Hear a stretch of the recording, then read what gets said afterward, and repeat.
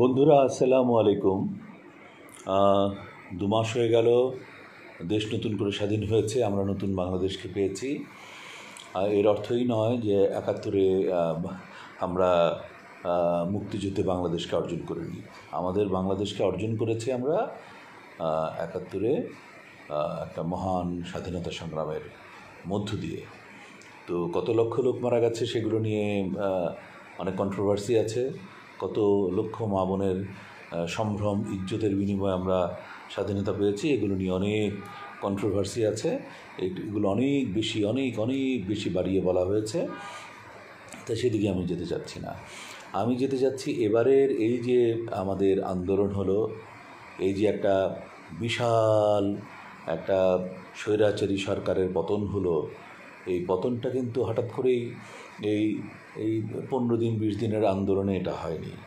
এটা দীর্ঘ বহু বছর, 15 বছরের অক্লান্ত পরিশ্রমে হাজার হাজার মানুষের, যারা সামনে এসে কথা বলেছেন অথবা পর্দার আড়ালে থেকে কথা বলেছেন, তারা কিন্তু ভীষণভাবে অবদান রেখেছেন।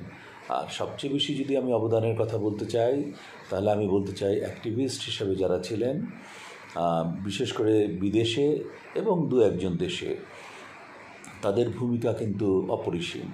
তাদের প্রতি আমার অনেক বেশি শ্রদ্ধা। পিনাকি ভট্টাচার্য আছে, ইলিয়াস আছে, বিদেশে আরও অনেকেই আছেন, বাংলাদেশে ডাক্তার জাহিদুর রহমান আছেন, এরা অনেকেই আছে, অনেক দিন থেকে কথা বলছেন।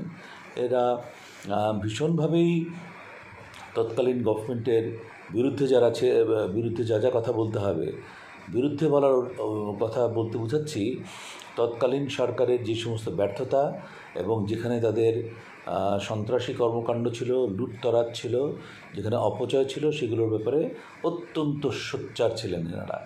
আর বিশেষ করে ভারত বাংলাদেশকে যেভাবে গ্রাস করে ফেলেছিল, সেই গ্রাস করে ফেলার বিরুদ্ধে তারাই সবচেয়ে বেশি অগ্রণী ভূমিকা পালন করেছেন, তা ভারতের বিরুদ্ধে কথা বলার জন্যে।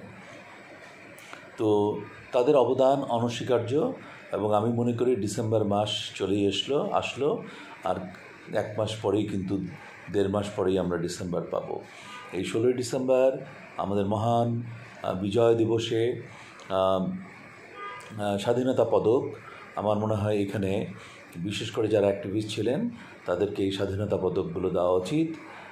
দিলে আমার মনে হয় এটা যথাযথ ব্যক্তিদেরকে এটা প্রদান করা হবে বলে আমি বিশ্বাস করি। তো সরকার এটা গভীরভাবে ভাববেন, চিন্তা করবেন, এটাও আমি বিশ্বাস করি। এবং আগামী দিনগুলো যেন আরও সুন্দর হয়, নির্বাচনটা যেন সুষ্ঠু হয়। মাসলম্যান যারা আছেন তারা যেন যে দলেরই হোক, তারা যদি বিএনপিতেও থাকে তাদেরকে অবশ্যই যেন নমিনেশন দেওয়া না হয়।